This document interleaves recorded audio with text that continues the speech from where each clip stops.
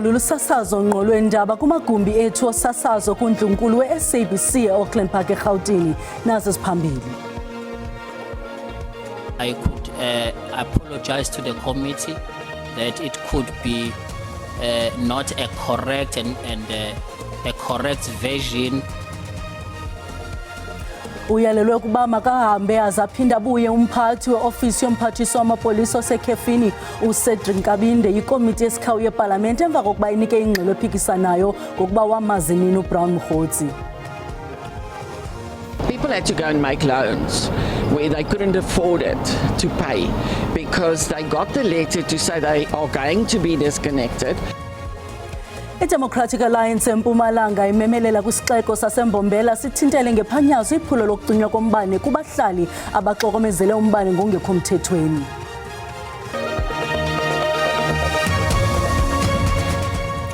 Molweni makhaya khongozelana uvimbe senilungiselele wona ngokuhlwanje.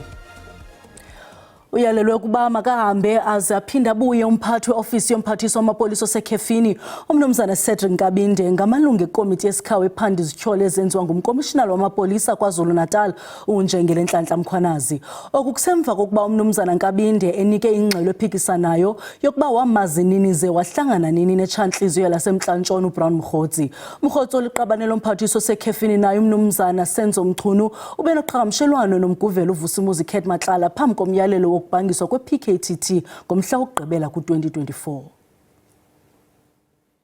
uCedric Nkabinde ebephambi kwale komiti ezokunika ubungqina kodwa wadibana nembila zithutha emva kokuphixanisa ixesha lokuqala lokuqhagamshelana noBrown Mokgotsi. In my affidavit, where there are specific dates that are mentioned or a period, I could apologize to the committee that it could be not a correct and a correct version because there was nothing assisting me in recollecting. Uye watyholwa ngokuzama ukukhohlisa le komiti kwaye wavuma ukuba ezinye impendulo uzikha emthini.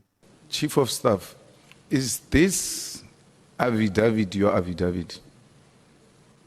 Yes, it's correct. Do you confirm everything that is in this affidavit? It's correct. Did you have your gadgets when you were writing this affidavit? No, dates I was thumb-sucking. So we are being given a thumb-sucked information here in front of the nation and we must accept that. Kulapho amalungu ale komiti acele ukuba uNkabinde akhululwe ukuze ayokuzilungiselela kwakhona. Again, he says he did not know Brown Mokgotsi up until he was instructed by the minister to facilitate a meeting around October and November. Now, a call from General Nhlanhla Mkhwanazi was made before the meeting for which he was instructed to facilitate. So that's where the confusion is. I think there's a lot of contradiction that the witness is making. I respectfully don't see him taking it seriously enough as we are here today. He needs to go back to the drawing board and bring information that we can actually work with. So when a person who's supposed to come and help you says, I am coming to you, but I am not as empowered as I should in order to help you to achieve your own objective, I think it's fair that we must be sympathetic to that and allow for the witness to go back and prepare and come back to us at a later date. Sizobe senza, what we will be doing with this witness, for what purpose if we continued, knowing very well that one, this is a thumbsuck, secondly, the gadgets are not there and therefore the dates are inaccurate. The man said he was disadvantaged, he didn't have his gadgets, and hence he had to thumbsuck the entire statement. I also cannot see us moving forward and having selective paragraphs that we're going to probe. It's either we probe a complete testimony or we leave it at that. Dates are key. Kodwa umbutho we-Patriotic Alliance uthi onke amangqina akhohlise le komiti mawanike ubungqina kabutsha. If we proceed to say Mr. Mukabinde must go redo the affidavit. Then we must stop the entire proceedings and tell General Mkhwanazi because he lied. Kwiindaba ze-SABC, Ndingubulelani Philip eParlamente. Kuboniswe ngomfanekiso wevideo kwikomishoni kaMadlanga namhlanje nalapho inhloko ebambele enqunyanyisiweyo ye-EMPD uBrigadier Julius Mkhwanazi ebonakala exelelo besakuba ngumlali wesixeko uGqirha Imogen Mashazi ukuba angamfela okukuzana njengoko luqhuba uphando lwezityholo zokuba uMashazi wakhokela ityala ekhusela uJulius Mkhwanazi ekubeni athatha uxanduva ngethuba uBrigadier Julius Mkhwanazi wayejongene nezityholo zokuziphatha gwenxa olukhuseleko lwakhokelele ekubeni abaninzi abebephikisa iziphumo zikaMkhwanazi bazibhaqe benqunyanyiswa bambi begxothwa kwisixeko saseGuruleni. Ubungqina bangaphambili obuthwethaca kule komishoni kaMadlanga nalapho kutyholwe ngokuba inyathelo lobesakuba ngumlawuli womasipala waseGuruleni uGqirha Imogen Mashazi lokukhusela intloko ebambeleyo enqunyanyisiweyo yesixeko uBrigadier Julius Mkhwanazi wayelenza ngenxa yobudlelwane obuqinileyo phakathi kwesisibini ukanti kuboniswe nomfanekiso wevideo nalapho uBrigadier Julius Mkhwanazi ethembisa uGqirha Mashazi ukuba angamfela.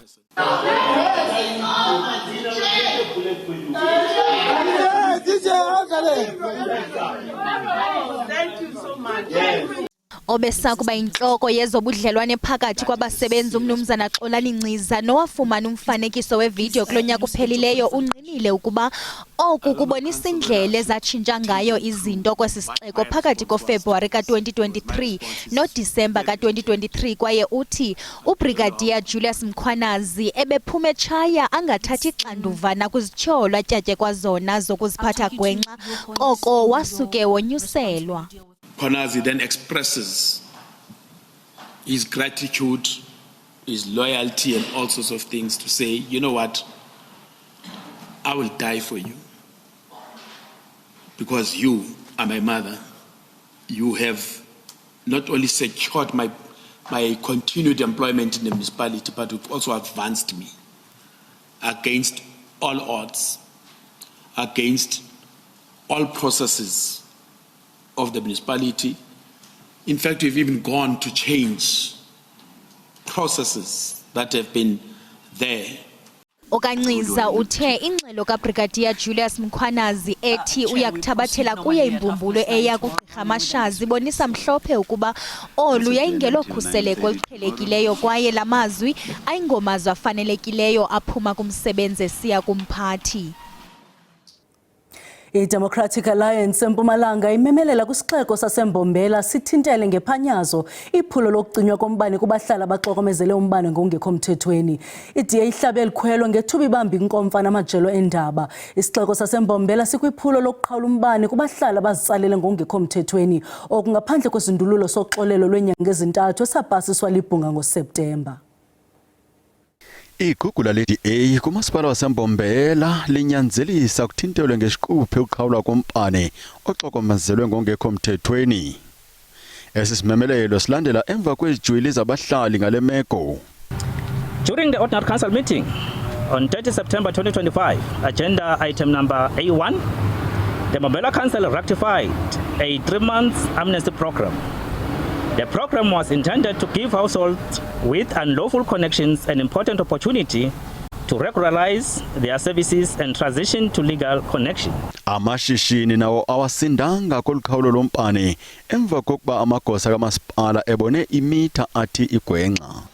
So when the meter was faulty, they bypassed us, and then several months later they disconnected us because they said we bypassed the meter. Kuvakala ukuba ngamakhaya angaphaya kwamashumi amabini amawaka achaphazelekileyo. People had to go and make loans where they couldn't afford it to pay because they got the letter to say they are going to be disconnected, and within an hour they were disconnected. Isixeko salile kuphosa izwi kulentsinda badala.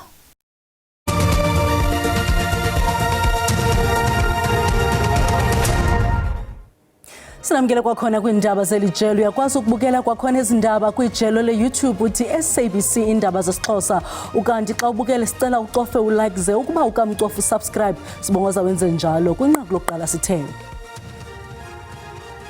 Uyalelwe ukuba makahambe aze aphinde abuye umphathi weofisi yomphathiswa wamapolisa osekhefini umnumzana Cedric Nkabinde ngamalungu ekomiti yesikhawu ephanda izithyolo ezenziwa ngumkomishinala wamapolisa KwaZulu-Natal uNjengele Nhlanhla Mkhwanazi. Okusemva kokuba umnumzana Nkabinde enike ingxelo ephikisanayo yokuba wamazi nini ze wahlangana nini netshantliziyo lasemntla-ntshona uBrown Mkhotsi. Amapolisa KwaZulu-Natal athi alungisa amaxwebhu amabini aza kuthunyelwa kumlawuli wotshutshiso wephondo nakwikomishoni yomantyi. Oku kukufuna ukucaciselwa banzi ngezizathu sokungena kwisivumelwano sokucela isigwebo esincinci ngakusomashishini uJames Shanik obekwe amatyala nobuzaza. Ethetha nonondaba eThekwini ibambela lentloko yabecuphe KZN uNjengele Anthony Gopal uthe uShanik ubandakanyeka kumatyala ngama-29 aquka ukubiwa kweemoto nokuthinjwa kwazo. Igama lika James Shanik kutshanje liye lavela ngethuba intloko yezobuntlalo uLieutenant General Dumisani Khumalo enikela ubungqina kwikomishoni kaMadlanga.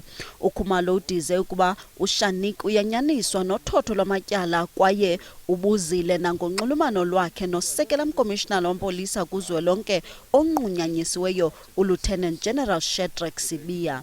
uShanik kutshanje uxelele amajelo endaba ukuba ugwetywe kuphela kwityala lobusela apho wafumana isigwebo seminyaka 5 esinqunyanyisiweyo emva koko wavula ityala lokonyelisa ngakuKhumalo. Amapolisa KwaZulu-Natal aqinisekise amatyala amaninzi olwaphulomthetho abandakanya yena.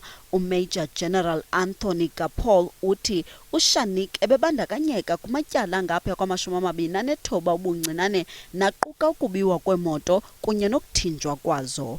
10 of these 29 dockets where part of that plea was related to theft of motor vehicle.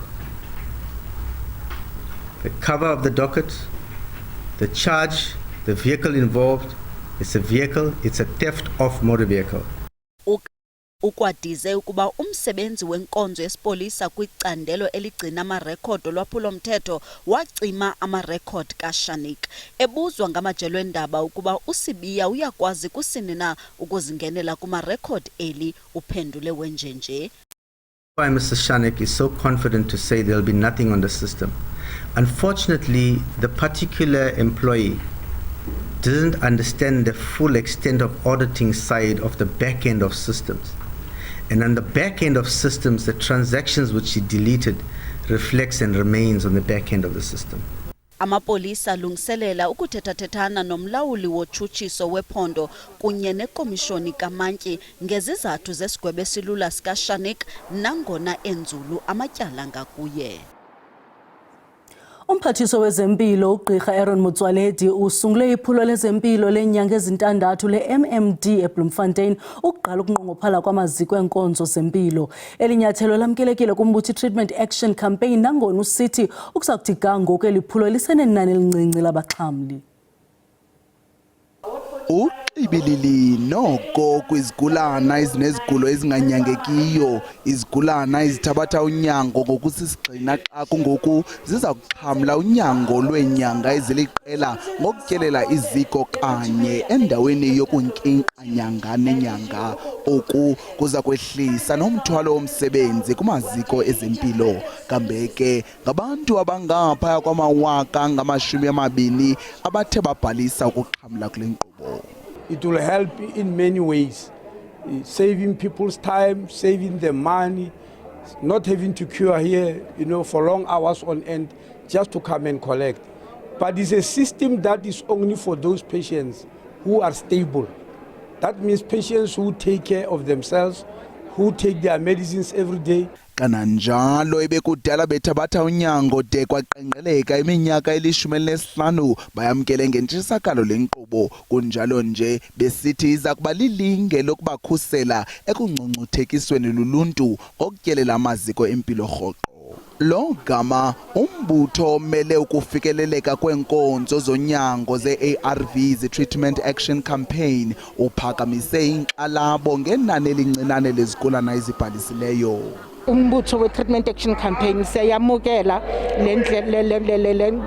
le program ebakhona manje yokuthi abantu bathole i-6 multi-month dispensing yama-HIV ARVs. Lokhu sikulwele. Ukanti ke umphathiswa wezempilo uMotsoaledi uthele inkqubo iza kuqhagamshelanisa iinkcukacha zabathabatha unyango namaziko ezempilo kweli jikelele nokuza kuthintela ukuthabatha unyango kumaziko bengabhalisanga abantu.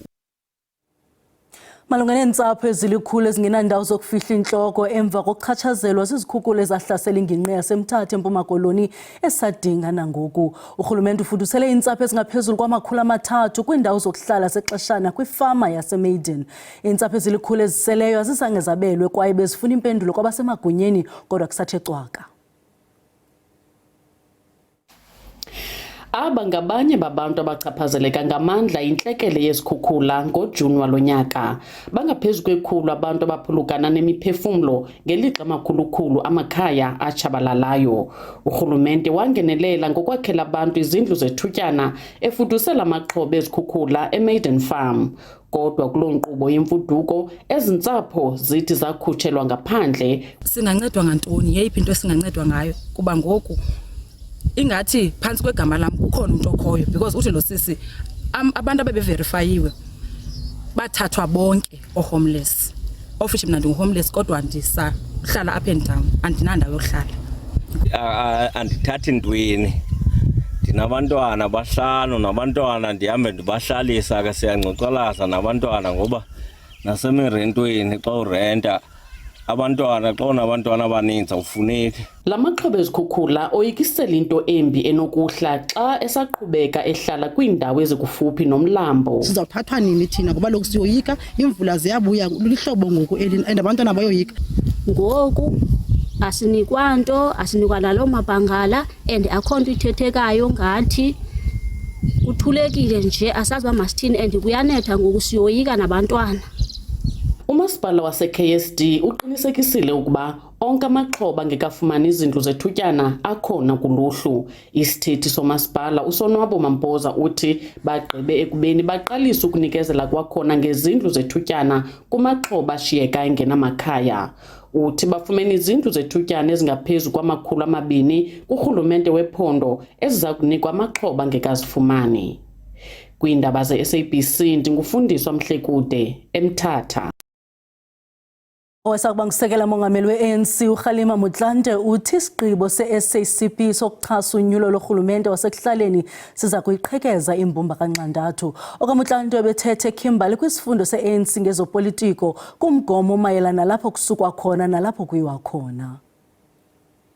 Owayesakuba ngusekela mongameli we-ANC uKhalima Motlanthe uqabule izicawu kwisifundo sakhe ngezopolitiko ngokuthandalalazisa intsukaphi ye-SACP kwi-ANC.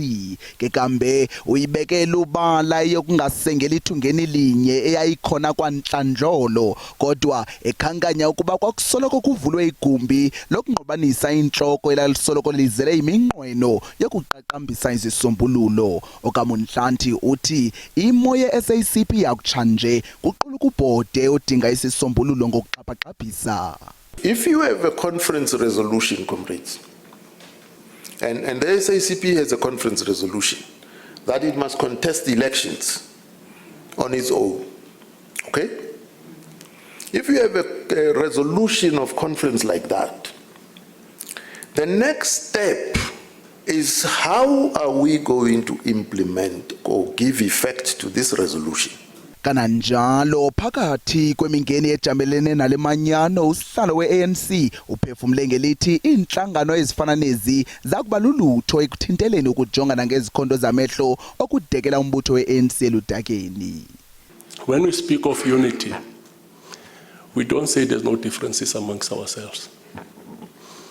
We don't say there are no contradictions. Ukanti ke okaMotlanthe uthi ANC zakuthi qolo kwimigudu yokuxoza mphini wumbi ngezisombululo nokubumba inyandenye eliqilima kule manyano phambi konyulo lorhulumente wasekuhlaleni kodwa kudingeka inyathelo elilandelayo elicacileyo ngakwi-SACP. Kuvulwe izibuko elitsha lokwamkela abakhweli ePort of Mossel Bay eNtshona Koloni kanye phambi kwexesha lokuqala lokuhamba ngenqanawa lika-2025-2026. Oluhlaziyo lujolise ekuphuculeni ukhenketho, ukuphucula amava abakhenkethi kunye nokubeka igarden route njengendawo ephambili yokutyelela ngenqanawa.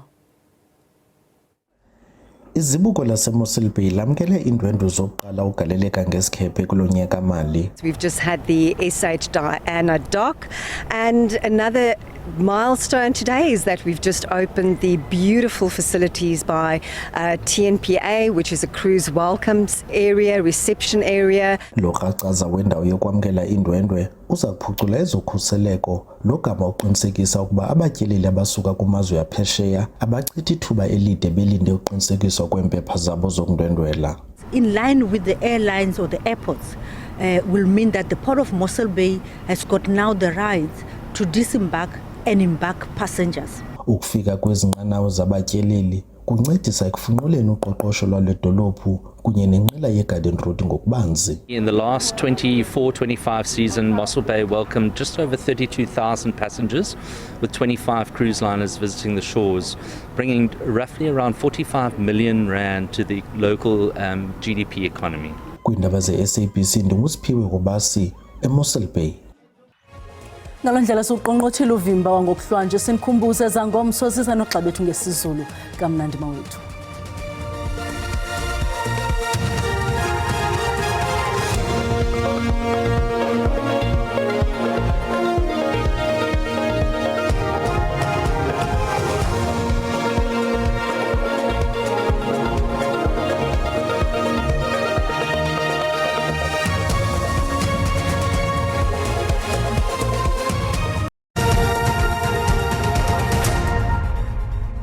Butani mawethu ngicela sikhongozele naloqikelelo lwemozulu nolume kanje hlaba umhlaba kwiindawo ezininzi ezikwintshona yelizwe kodwa ke akuthethwa loo nto kwiindawo ezikumntla-mpuma welizwe nalapho sibona kaloku la 30% wamathuba emvula phaa koPitoli ukwehlela kwiindawo ezigudlunqeme phaya eMpuma Koloni ngokunjalo naphaya KwaZulu-Natal mahleke kakhulu la mathuba emvula de abe ngu-60% phaya eMpumalanga. Ngomso ke mbukeli sabona into balithe rhwelele ngamafu kulo lonke ilizwe futhi ke khona nala 30% wamathuba emvula phaya eNorthern Cape ukonyukela ko-Northwest kuyoqhinda eRhawutini ePolokwane KwaZulu-Natal ukwehlela phaya kwendawo ezigudlunqeme phaya eMpuma Koloni. Kanti ke mbukeli uyabongozwa into bawuqaphele kaloku ezandudumo ezimandla ezilindelekileyo phaya eMpumalanga ngokuhlwa nje. Ngomso ke mbukeli imozulu ithande ukufudumala inawo nomoya ingadala ke nokunwenwa kwemililo yamadlelo phaya eNtshona Koloni ngokunjalo nase-Northern Cape. Masijonge into bawona amaqondo okutshisa asibeka phina. Ndingatsho ndithi nokwizulu lithande ukuba lihle kufudumele kwiindawo ezininzi ezikwintshona yelizwe. Amaqondo abetha ku-16 eKapa ngokunjalo nase-Riversdale kuyaqhina eTsorweni zebe sisithoba phaya eSutherland phinde kathathise ngo-23 eSpringbok nase-Uppington 15 eDiara nase-Bloemfontein kodwa ke hla amaqondo phaya eKomani ngesithoba phinda thathise kwakhona ngo-16 phaya eMonti ngelixa phaya eRhawutini silindele u-14 degrees nama-20 eMahikeng ngokunjalo naseLiphalale zebe ngu-17 degrees phaya eMbombela. Ngomso ke mbukeli kuyatshisa phaya eBeaufort West ngo-37 ngokunjalo napha koCalvinia nalapho amaqondo ebetha ku-38 lilonqatsini yelanga naphaya eUppington ngo-38 kodwa ke mahle amaqondo eKapa ngo-26 28 omhle Riversdale 25 nakhona omhle phaya eGqeberha kodwa kaphinda thathisa amaqondo kutshise Nxuba ngo-36 kulo 36 ke mbukeli naseRhafu kodwa ke phaya eRhawutini ndingatsho ngebhongo ndithi lihluzulu amaqondo abetha ku-25 maniphela emehlweni sale ntliziyweni kamnandi mawethu.